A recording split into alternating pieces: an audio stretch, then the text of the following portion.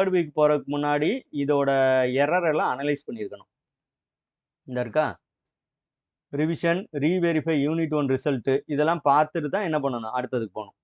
Unit 2 இது வந்து பார்த்தீங்கன்னா உங்களுக்கு யூனிட் 2 ஸ்டார்ட் ஆயிடுது. Differential calculus, integral calculus, analytical geometry. ஆக்சுவலாக கால்குலஸ் அண்ட் அனாலிட்டிக்கல் ஜாமெட்ரி இதான் ஒரு ஐடியா. இதில் வந்து கொஞ்சம் நீங்கள் டாபிக்ஸை வந்து எக்ஸ்ட்ரா இருக்கிறத வந்து கம்மி பண்ணிக்கலாம், அல்லது ஒரு டேயில் வந்து கம்மியாக இருக்குது அப்படின்னா இன்க்ரீஸ் பண்ணிக்கலாம். அதே மாதிரி நீங்கள் என்ன பண்ணிக்கலாம்னா number of days, suppose exam announce பண்ணிட்டாங்க, நான் படிக்க ஸ்டார்ட் பண்ணும்போது எனக்கு வந்து ஒரு 60 நாள் தானே சார் இருக்குது, 2 மந்த்ஸாக இருக்குது அப்படின்னா நீங்கள் அப்படியே வந்து மெர்ஜ் பண்ணிடுங்க இந்த டாபிக்ஸ். அந்த டே 1 and 2 இருக்கு இல்லையா, அதை வந்து டே 1 கம்பைன் பண்ணிடுங்க. அந்த மாதிரி நீங்கள் மாற்றிக்கலாம். நீங்கள் இதையும் நான் ஷேர் பண்ணிடுறேன். ஒன்று ரொம்ப இப்போதைக்கு நோட்ஸ் எடுக்க வேணாம்.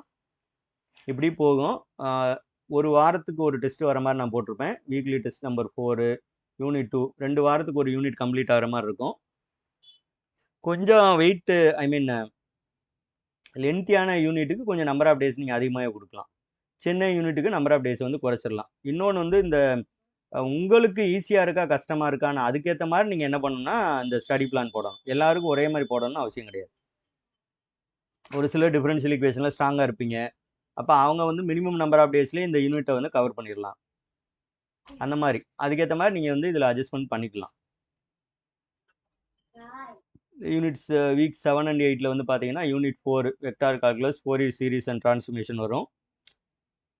இதில் என்னென்னா நீங்கள் இந்த 50வது நாள் போகும்போது முன்னாடி 49 நாள் படித்தது மறந்துடக்கூடாது. அதான் ரொம்ப முக்கியம். திரும்ப திரும்ப வெரிஃபை பண்ணிக்கிட்டே இருக்கணும், ரீகால் பண்ணிகிட்டே இருக்கணும். ஓகேவா?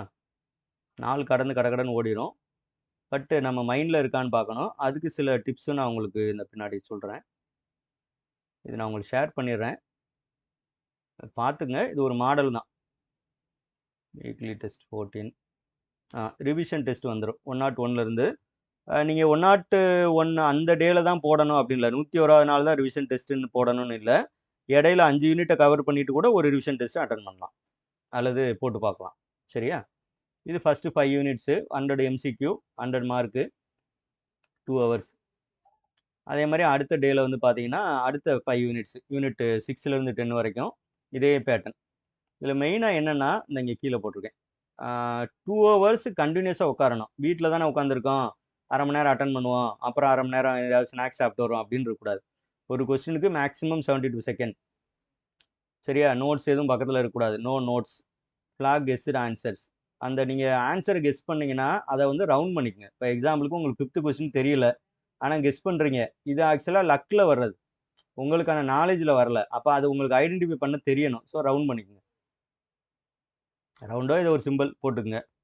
டெஸ்ட்டு முடிஞ்சதுக்கப்புறம் இந்த கெஸ்ஸில் போட்டிங்க இல்லையா, அந்த கொஸ்டின்லாம் எடுத்து பாருங்கள் எதனால உங்களுக்கு அது தெரியலைன்னு. அப்புறம் நான் ஆல்ரெடி சொன்ன மாதிரி எரர் லாக் அப்படின்னு ஒரு நோட் போட்டு வச்சுக்கோங்க. அதில் வந்து என்ன பண்ணுங்கள், நோட் பண்ணிவிட்டு அடுத்து இந்த மிஸ்டேக் வரக்கூடாது அப்படிங்கிற மாதிரி நீங்கள் பண்ணிக்கோங்க. இதே தான் இங்கேயும் போட்டிருப்பேன். அதே மாதிரி ஃபார்முலா புக் அப்டேட் பண்ணிகிட்டே இருக்கணும். புதுசாக ஃபார்முலா படிக்க அந்த ஃபார்முலா வந்து அப்டேட் பண்ணிகிட்டே இருக்கணும். மேபி ஒரே நோட் புக்கில் கூட நீங்கள் ஃப்ரண்ட் அண்ட் பேக்கில் ஒன்று வந்து ஃபார்முலா புக்குக்கும் ஒன்று வந்து எரருக்கும் யூஸ் பண்ணிக்கலாம். அதுக்கப்புறம் மாடல் டெஸ்ட்டு. இது ஆக்சுவலாக கண்டினியூஸாக எழுதுன்னு கூட அவசியம் இல்லை. உங்களுக்கு நம்பர் ஆஃப் டேஸ் எந்த மாதிரி இருக்கோ அதுக்கேற்ற மாதிரி நீங்கள் ஸ்ப்ளிட் பண்ணிக்கலாம் இதை. இது ஃபுல் யூனிட்டு, அதே பேட்டர்ன், 3 hours, 150 கொஸ்டின்ஸு, 150 மார்க்ஸ். இந்த டிஃபிகல்ட்டி லெவல் வந்து ஆக்சுவலாக நீங்களாக கொஸ்டின் செட் பண்ண முடியாது, வேற ஒருத்தர் பண்ணாதான். ஏன்னா நீங்களாக கொஸ்டின் செட் பண்ணும்போது ஆன்சர் தெரிஞ்சிடும். இது வந்து என்னென்னா ஒரு டெக்னிக். இது இந்த பிகினிங்கில் வர டெஸ்ட் வந்து 40% ஈஸியும், 40% மீடியம், 20% டிஃபிகல்ட். அடுத்து போக பார்த்தீங்கன்னா இது மாறும் பாருங்கள். அடுத்து 35% தான் ஈஸியாக இருக்கும், 45% மீடியமாக இருக்கும், 20% டிஃபிகல்ட்டாக இருக்கும். அடுத்து வரும்போது 30% ஈஸி, 40% மீடியம், 25% டிஃபிகல்ட். இது வந்து நாங்கள் எங்களை மாதிரி கொஸ்டின் எடுக்கிறவங்க வந்து பிளான் பண்ணணும். சரியா? அப்போ தான் நீங்கள் உண்மையிலே இம்ப்ரூவ் ஆகிட்டே வரீங்களான்னு உங்களுக்கு தெரியும். அதுக்காக இது. அது மாதிரி நீங்கள் ஒரு டெஸ்ட் முடிச்சதுக்கப்புறம் 2வது டெஸ்ட் அட்டன் பண்ணதுக்கப்புறம் 2யும் கம்பேர் பண்ணி பார்க்கணும். மாடல் 1 அண்ட் மாடல் 2 என்ன மிஸ்டேக் விட்டுருக்கோம் அப்படிங்கிறத அனலைஸ் பண்ணணும்.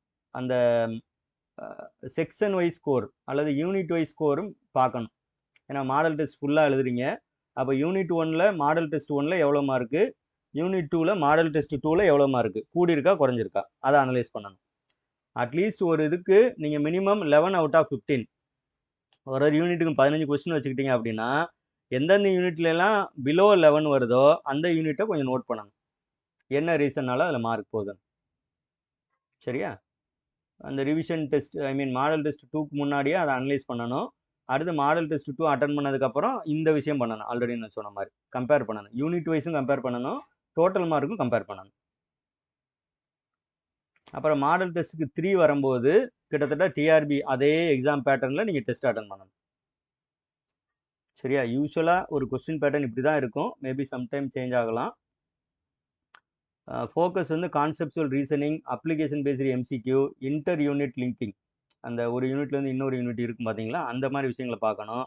டார்கெட் ஸ்கோர் வந்து 120 அவுட் ஆஃப் 150 இருக்கணும், இது மினிமம். அதுக்காக இவ்வளோ எடுத்தால் போதும்னு நினைக்கக்கூடாது, 120 ப்ளஸ் இருக்கணும். Every topic from the syllabus is covered. இந்த மாதிரி நீங்கள் 105 டேஸ் போயிட்டீங்கன்னா எல்லா இதுவும் கவர் பண்ணிடுவீங்க. இப்போ நீங்கள் வந்து exam ready, you are now exam ready. நாளைக்கே எக்ஸாம் வச்சாலும் எழுதுறதுக்கு ரெடியாக இருக்கணும். அதான் இதோட meaning. New batch. Admission open.